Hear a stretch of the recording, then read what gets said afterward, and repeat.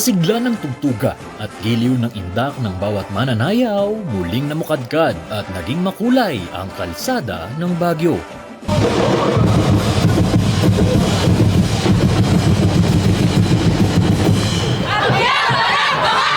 Ang Grand Street Dance Parade bilang isa sa mga highlights ng Panagbanga Festival na ginanap nitong February 28 ay dinaluhan ng local government officials, bisita mula sa ating sister cities at iba't ibang contingents ng street dance competition.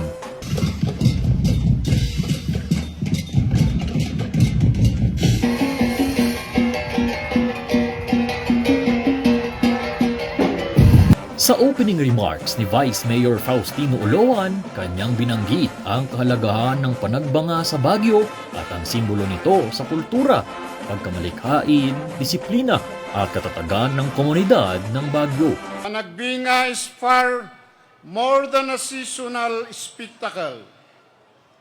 It is a civic institution. It reflects the community values we have built together. Bilang panauwing pandangal, hinighlight ni DPWH Secretary Vince Dizon ang resiliency ng lungsod sa pagbangon ng Baguio mula noong 1990 Luzon earthquake at ang 2019 COVID pandemic. It is a symbol of Baguio's resilience. It is the symbol of the people of Baguio's way to rise up from adversity. Samantala, bilang ika-30th Panagbanga Celebration, tampok ang 5 eras ng Panagbanga kung saan kinuwento ang kasaysayan ng Panagbanga kung kailan at paano ito nagsimula noong 1996.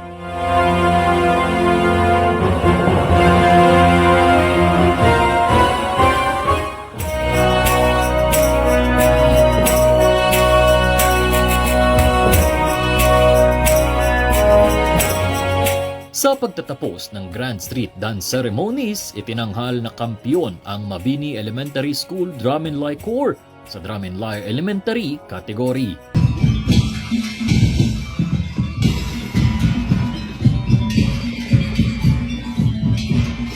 Samantalang ang Tribu Siglat na nagmula pa sa Pugo La Union ang nanalo sa Festival Dance category, kung saan kanilang ibinida ang Tinumbo Festival.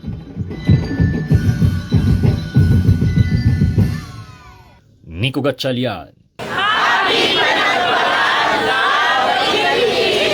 Para sa PIO Baguio Balita.